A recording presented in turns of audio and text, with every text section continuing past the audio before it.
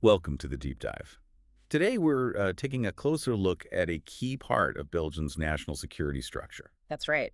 We're talking about the Belgian General Information and Security Service, known as ADIV or SGRS. Exactly. It's the military intelligence agency operating under the Ministry of Defense. Maybe less known than the civilian state security service, but definitely important. It really is. And it operates alongside the civilian service, tackling, a specific set of military intelligence and security challenges. So our goal here is to unpack this organization. We want to get into its history, how its role has changed over time, its structure, basically get a handle on what it's all about. And it's a surprisingly rich history. People often think sophisticated intelligence is just for the big players, the US, Russia, China. Right. But Belgium shows that even, let's say, smaller nations have these complex agencies with fascinating pasts. So where do we start? The very beginning. Well, you could trace roots way back to the Belgian Army's founding in 1830, in a sense. But the direct line to the ADIV-SGRS we know today really starts later, in 1915, so right in the thick of World War I. 1915, okay. A world war seems like a pretty intense time to set up an intelligence service. What were they focused on initially? It was set up as the Second Bureau of the General Staff, the Toume Bureau de Renseignement. Initially, its job was mainly counter-espionage. Counter-espionage within the army itself. Exactly, and ensuring the Army's internal security. But pretty quickly, its mandate grew. How so? Well, it expanded into broader Army intelligence gathering, analysis, and even coordinating resistance efforts behind enemy lines during the war. Ah, so looking outwards too, not just inwards. Active intelligence gathering. Definitely. And after the war ended, their focus shifted again, this time to the security of Belgian troops occupying the Rhineland. That post-war period must have been pretty unstable. I seem to recall something about, was it a coup attempt they were involved in? You're right, yes. 1923. The Second Bureau did get mixed up in that attempted Rhineland independence coup. But what's also really interesting, or maybe telling, about this period is the internal dynamic, the rivalry. Rivalry with whom? The civilian service. Precisely. Their counterespionage work naturally overlapped with the civilian state security service, creating friction.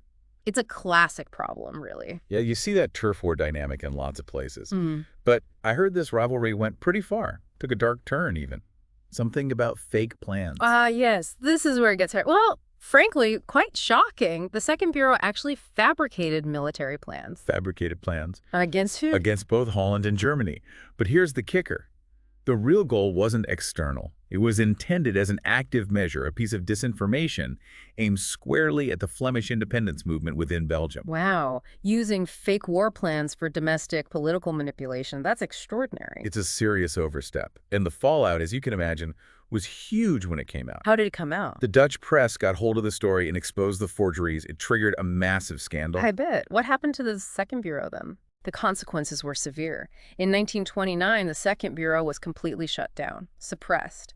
Its tasks were handed over to the civilian agency. A pretty dramatic end. It really was. And it's a stark lesson, about the dangers of politicizing intelligence. It damages trust, reputation, everything. So military intelligence essentially disappears for a while. But then World War II looms. How does it make a comeback? It reemerged directly because of the growing threat from Nazi Germany. Espionage activities were ramping up significantly. So necessity dictated it. Pretty much. The need for a dedicated military intelligence capability just became too obvious to ignore as things got more intense. And then that incredible story from January 1940, the plane crash, that sounds like something out of a movie. It really does. A German courier plane carrying the actual invasion plans for France, Holland, and Belgium. The Fall-Gelb plane crash-landed near Mechelen-on-Damaz in Belgium. And they got the plans. They did. The pilot tried to burn them, but the Belgian officers who got there first managed to salvage enough, even partially burnt. They could piece together the main direction of the planned German attack. Incredible. Just pure chance, really. Absolutely. A single plane crash, potentially altering the course of events. And they didn't keep this gold mine to themselves, did they? No, thankfully. The Belgians shared the intelligence immediately with the Dutch, the French, and the British. Did it make a difference? It's widely believed that capturing these plans was a key factor in Hitler postponing the invasion from January to the spring. And when the invasion did happen in May, well, the German movements largely followed what was in those recovered documents. A major intelligence coup, then. even if it only delayed the inevitable. Definitely. It really highlights how unpredictable intelligence can be and the massive impact it can have. What about during the occupation itself? Did military intelligence keep operating? Yes, under very difficult circumstances, obviously. Officers who escaped to Britain worked from London, coordinating resistance inside Belgium. They worked very closely with the British SOE, the Special Operations Executive. But things weren't smooth sailing, even among the Allies, right? Yeah. There was some friction with the Belgian government in exile. That's a crucial point, yes. The government in exile in London was deeply suspicious of the military intelligence service. Why? It largely stemmed from the whole complex situation with King Leopold III, who had stayed in Belgium after the surrender. The government worried the Second Bureau's loyalties might still lie with the king, not with them. Political divisions even in exile. Exactly. So the government tended to favor working through the civilian state security service instead, which, probably hampered the overall effectiveness of military intelligence during a really critical time. Another example of internal politics impacting operations. Sadly, yes. It even got to the point where they appointed a high commissioner whose main job was just trying to get the two rival intelligence services to stop fighting each other and focus on the actual enemy. Right. So after the war, the landscape changes again. Cold War begins. What's the focus now? Well, first, it gets a new name. The Direction Supérieure du Renseignement et de l'Historique, or SDRH, kind of a mouthful, and the acronym was deliberately jumbled. SDRH. Okay. What were they doing immediately post-war? Their first big job was tracking down collaborators, people who'd worked with the Nazis. Makes sense. But the new threat was emerging too, right? Communism. Precisely. The SDRH started paying very close attention to the communist movement. They even started working with some private intelligence outfits, often run by former agents, specifically to keep tabs on communist activity. And they were involved internationally too, Korea. Yes, they ran intelligence operations to support the Belgian troops fighting in the Korean War. And then came NATO. Belgium becomes a key location. How did the SDRH fit into the Cold War structure? This is where we get into the whole stay-behind network story. Very controversial, very secretive. The secret army is designed to resist a potential Soviet invasion. Exactly.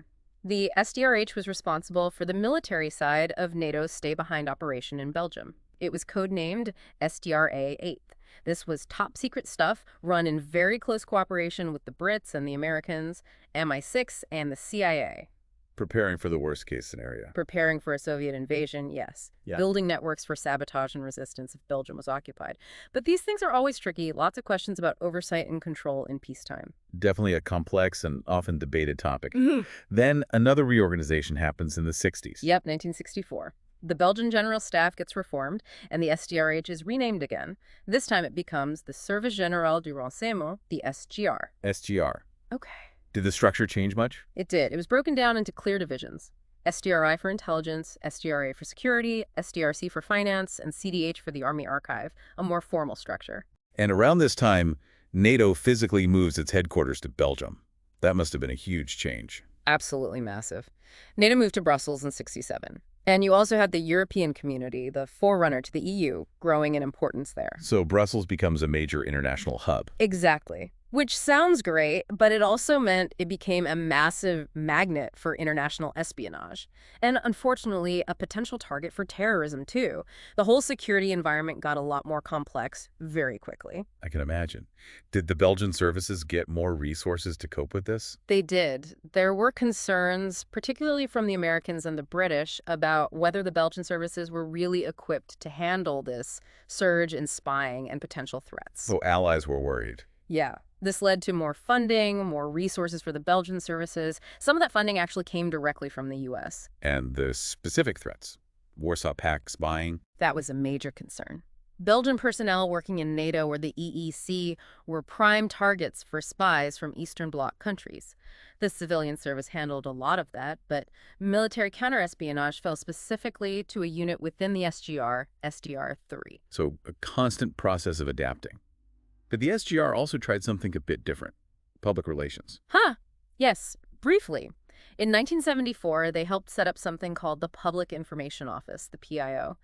The idea was for it to be a PR wing for the Defense Ministry, kind of push back against criticism of the military. Did it work? Not really as intended. The ministry eventually backed away from direct involvement in '79, and it sort of got taken over by private anti-communist groups. An odd little chapter. Then came the 1980s, a really difficult, violent decade for Belgium. The Brabant killers, CCC, Westland New Post. How did that affect the SGR? The '80s were incredibly turbulent. Those events, the supermarket massacres, the communist bombings, the political scandals, they shook public confidence badly. All the security services, police, and intelligence came under intense scrutiny. Including the SGR. Oh, yes. Especially when more details started leaking out about the old stay-behind network activities. It fed into a general sense of unease and distrust about secret state activities. Was there any institutional response to this crisis? Well, one early step in 1984 was setting up a joint anti-terrorism group, the AGG. It brought police and intelligence people together, trying to improve coordination. It was basically the forerunner of today's threat analysis body, OKCHUTA. Okay, so better coordination. Any other changes? Yes, a big one in 1989. This followed another espionage scandal, actually a Belgian colonel caught spying for the Soviets. The general staff was reorganized again, and the intelligence section finally got the name it has today.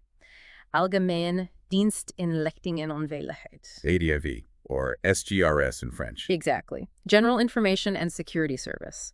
The name clearly reflecting its dual mission, intelligence and security. And the early 90s brought another major change, this time towards oversight. A crucial change.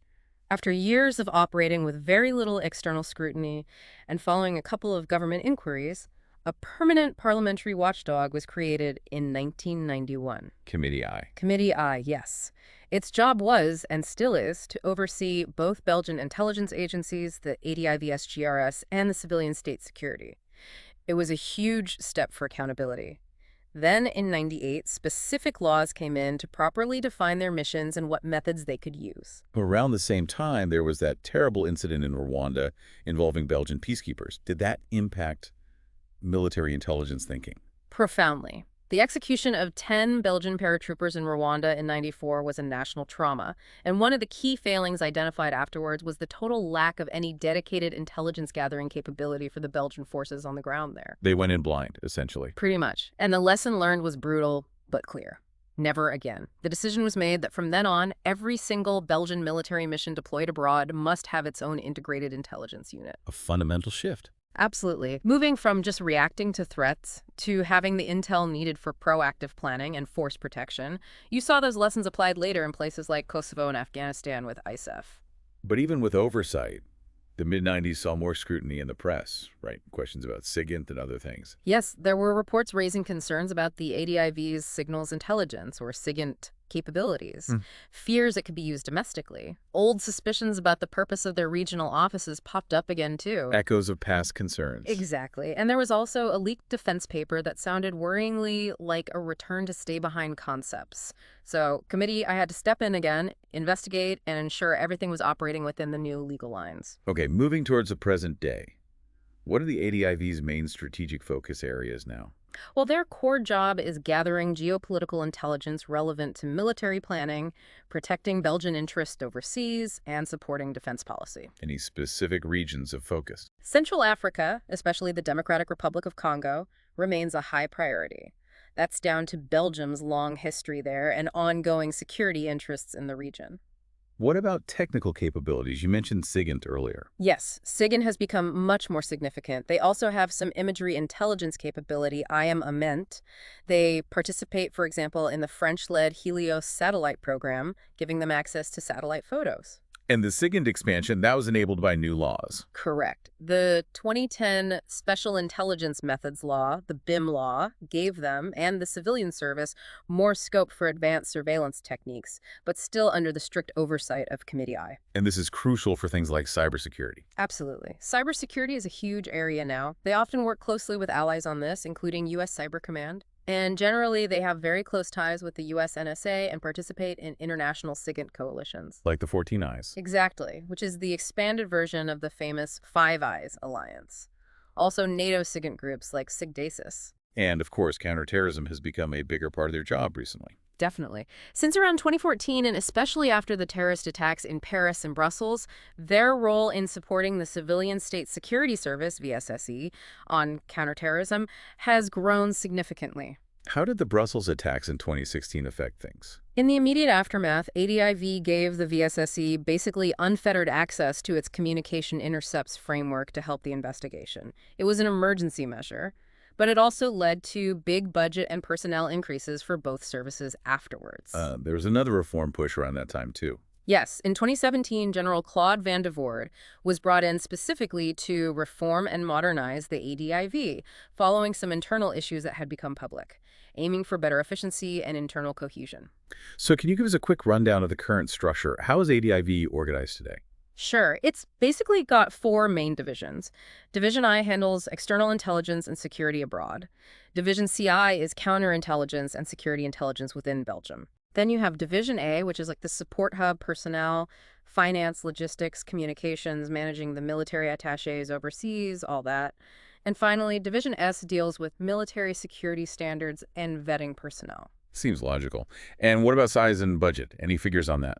The annual budget is estimated to be around 50 million euros, and they employ over 900 people.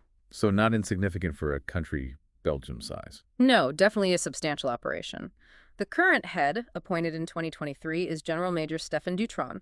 His official title is Assistant Chief of Staff, Intelligence and Security, or ACSS. Right. So wrapping this up, it's clear the ADIVS GRS has had a really long, often complex, and constantly evolving journey. Absolutely. From its start in World War I through Cold War secrecy, scandals, reforms, adapting to terrorism, cyber threats, it's been quite a ride. It really shows how even a smaller nation's military intelligence service has had to navigate huge shifts in the global landscape and domestic politics. Exactly. It's faced successes, failures, periods of intense scrutiny, but it remains a key player in Belgium's security architecture today. It definitely underlines that point we started with. You don't have to be a superpower to need and have a sophisticated intelligence capability. For sure. Which leads to a final thought, maybe for you listening. When you consider all these historical challenges, the rivalries, the scandals, the changing threats from espionage to terrorism to cyber, and knowing that threats will keep evolving, how do you think an agency like the ADIV needs to adapt next? What capabilities will be most crucial in the coming years to stay effective? Something to ponder.